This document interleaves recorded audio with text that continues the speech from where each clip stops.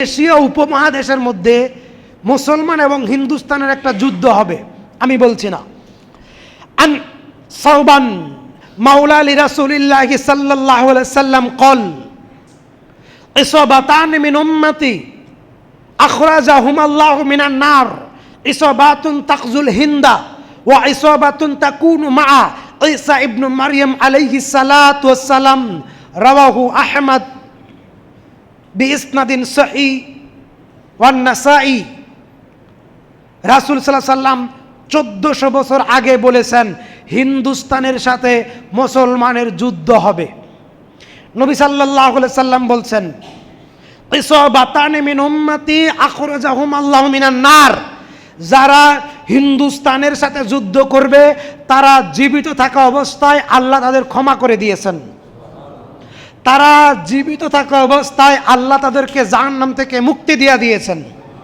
তারা জীবিত থাকা অবস্থায় আল্লাহ তাদেরকে সম্মানিত করেছেন। তিনি বলেন আখরাজাহুমাল্লাহু মিনান নার ইসাবাতুন তাকজুল হিন্দা, তারা হিন্দুস্তানের সাথে যুদ্ধ করবে।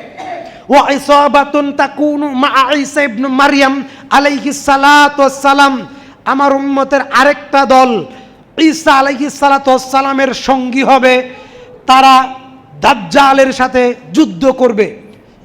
এই হাদিস বলার পর আবু হুরায়রা রাদিয়াল্লাহু আনহু তার স্থাবর সম্পত্তি, তার অস্থাবর সম্পত্তি, তার সকল সম্পত্তি তিনি বিক্রি করে দিয়ে জিহাদে অংশগ্রহণ করার জন্য প্রস্তুতি গ্রহণ করলেন। সুবহানাল্লাহ বলবেন না? তার স্থাবর সম্পত্তি, তার অস্থাবর সম্পত্তি সব বিক্রি করে দিয়ে তিনি ঘোড়া, তিনি ঢাল, তরবারি, যুদ্ধে যাওয়ার পোশাক, সরঞ্জাম, খাবার সব কিছুর জন্য প্রস্তুতি নিচ্ছিলেন। তখন আল্লাহর নবী বলেন আবু হুরায়রা, জি এই জিহাদ এখন নয়, এটা আমার উম্মতের পৃথিবীর ক্লান্তি লগ্নে সর্বশেষ উম্মতের উপরে সংগঠিত হবে। বলেন সুবহানাল্লাহ। যারা এই যুদ্ধে অংশগ্রহণ করবে আল্লাহ তাদের আগেই ক্ষমা করে দিয়েছেন। সম্মানিত হাজিরিন, আমরা আপনাদেরকে বলতেছিলাম আধুনিক বিশ্ব এবং ইমাম মাহাদি, পারমাণবিক বিশ্ব এবং ইমাম মাহাদি, মুসলমানদের অবস্থা কেমন হবে। আবু দারদা রাদিয়াল্লাহু তাআলা আনহু থেকে বর্ণিত, নবীজি সাল্লাল্লাহু আলাইহি সাল্লাম বলছেন যখন মহাযুদ্ধ সংগঠিত হবে, কি যুদ্ধ? মালহামাতুল কুবরা, মহাযুদ্ধ সংগঠিত হবে, তখন মুসলমানদের হেডকোয়ার্টার, ফিল্ড অফ হেডকোয়ার্টার, মুসলমানদের প্রশাসনিক হেড অফিস, হেডকোয়ার্টার থাকবে সিরিয়ার দামেস্কের আল-গুতা শহরে। সুবহানাল্লাহ বলবেন না? সিরিয়ার দামেস্কের আল-গুতা শহরে।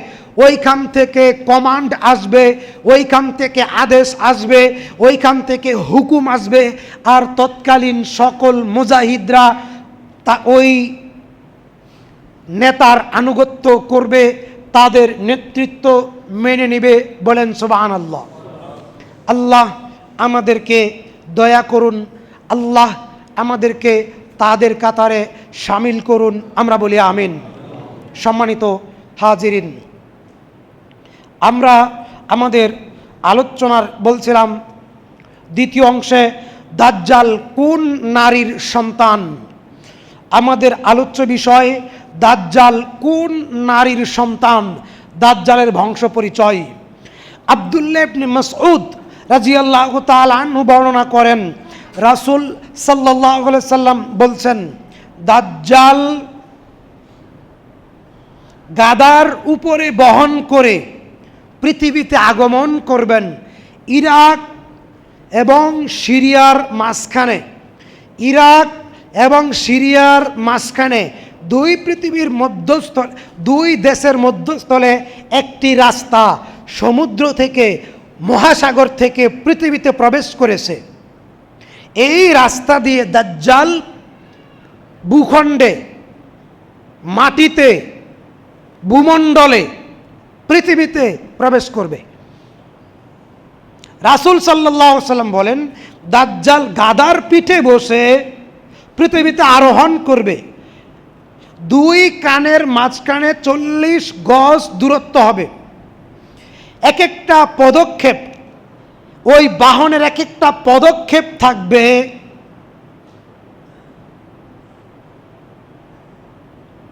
প্রতি সেকেন্ডে 82 কিলোমিটার।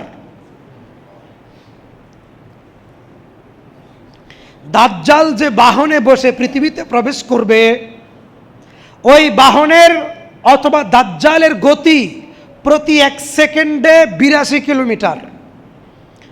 তবে এইভাবে আমরা হিসাব করে বের করেছি, প্রতি 1 ঘন্টায় দাজ্জালের গতি হবে 2,95,200 কিলোমিটার। দাজ্জাল প্রতি 1 ঘন্টায় অতিক্রম করবে 2,95,200 কিলোমিটার। নবী সাল্লাল্লাহু আলাইহি সাল্লাম বলেন, দাজ্জাল পৃথিবীতে অবস্থান করবে 40 দিন। কয় দিন? 40 দিন। তিনি বলেন, প্রথম 1 দিন 1 বছরের সমান বড় হবে। দাজ্জাল পৃথিবীতে অবস্থান করবে কয় দিন? 40 দিন। দাজ্জালের প্রথম 1 দিন 1 বছরের সমান বড় হবে, লম্বা হবে। দাজ্জালের দ্বিতীয় দিন 1 মাসের সমান লম্বা হবে, 1 দিন। সাহাবায়ে কেরাম বললেন যে আল্লাহর নবী, সেই সময় যারা ঈমানদার বেঁচে থাকবে, জীবিত থাকবে, তারা কিভাবে সলাতের ওয়াক্ত নির্ধারণ করবে? তিনি মুহাম্মদ সাল্লাল্লাহু আলাইহি সাল্লাম বলেন, আল্লাহর হুকুমে, আল্লাহর দয়ায় ঈমানদারদের জন্য এটা আল্লাহ সহজ করে দিবেন।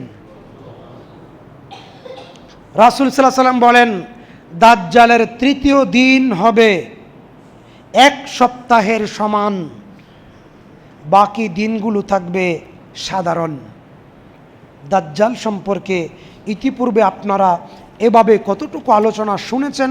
ক্ষমতা বাংলাদেশের মতো টিকটিকির ডিম, টিকটিকির ডিম যতটুকু বড়, বিশ্ব মানচিত্রে বাংলাদেশের অবস্থান এতটুকু নয়। ভালো করে বুঝেন, সারা পৃথিবীর বিশ্ব মানচিত্রে টিকটিকির ডিম যতটুকু ছোট, বিশ্ব মানচিত্রে বাংলাদেশের অবস্থান তার থেকেও কম। কথা বুঝতে পারছি? মুসলিম জাতি বাংলাদেশের ক্ষমতায় যাওয়ার জন্যে মারামারি করে, একদল আরেক দলকে মারে, একদল আরেক দলের উপরে আক্রমণ করে, করে না? করে না? এই সিস্টেম, এই পদ্ধতি গণতন্ত্রের কারণে। গণতন্ত্র মুসলমানদেরকে ধ্বংস করে দিয়েছে। গণতন্ত্র তৈরি হয়েছে, ভোটাভুটি তৈরি হয়েছে, মানুষের তৈরি করা আইন তৈরি করেছে ইহুদি খ্রিস্টান মুসলমানকে ধ্বংস করার জন্যে, মুসলমানকে দুর্বল করার জন্যে, মুসলমানকে নিশ্চিহ্ন করে দেওয়ার জন্যেই ইহুদি এবং খ্রিস্টানেরা ভোটাভুটি পদ্ধতি, গণতন্ত্র, এই রাজনীতি চালু করেছে। আল্লাহর নবী বলেন, বিল্লাতি তালিকা ফাউয়ালুহুন্না নাকদুন আল হুকমু, আমার উম্মত ধ্বংস হবে, দুর্বল হবে, সর্বপ্রথম তাদের নিকট থেকে ক্ষমতা হারিয়ে যাবে। আজ মুসলমানদের হাতে কোনো ক্ষমতা নাই। বাংলাদেশের প্রধানমন্ত্রী যখন যারা যায় তারা মুসলমানই থাকে, তারপরেও তারা অন্য মুসলমানের উপর নির্যাতন করে, করে না? করে না? কথা বুঝেন আমার? Bharat, Bosnia, Chechnya, Arakan, Myanmar, Syria, ফিলিস্তিন, সারা পৃথিবীতে মুসলমান নির্যাতিত, ঠিক না ঠিক? কারণ মুসলমানদের আন্তর্জাতিক রাজনৈতিক কোনো ক্ষমতা নাই।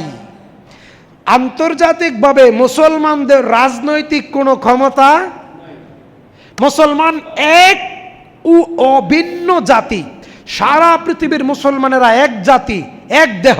ভালো করে বুঝেন, সারা পৃথিবীর মুসলমানেরা এক জাতি, এক দেহ। সারা পৃথিবীর মুসলমানেরা এক খলিফা, এক নেতার আনুগত্য করবে। কথা বুঝাইতে পারছি? সারা পৃথিবী পরিচালিত হবে মসজিদে হারাম থেকে, বাইতুল্লাহ শরীফ থেকে। ওইখানে যিনি প্রধানমন্ত্রী, সারা পৃথিবীর মুসলমান দেশের তিনি প্রধানমন্ত্রী। আর আমাদের দেশে এরকম যে এটা ভারতের বর্ডার, এটা বাংলাদেশের বর্ডার, এটা নেপালের বর্ডার, এটা ভুটানের বর্ডার, এটা ইরানের বর্ডার, এটা সিরিয়ার বর্ডার। এই বর্ডার ইসলামে জায়েজ নাই। এইটার নাম জাতীয়তাবাদ। এটার নাম কি? জাতীয়তাবাদ। ইহুদি খ্রিস্টানদের কোনো দেশে এই বর্ডার নাই। এই বর্ডার হওয়ার কারণে মুসলমান ভাগাভাগি হয়ে গেছে, মুসলমান দলে উপদলে বিভক্ত হয়ে গেছে, মুসলমানকে দুর্বল করে দিয়েছে।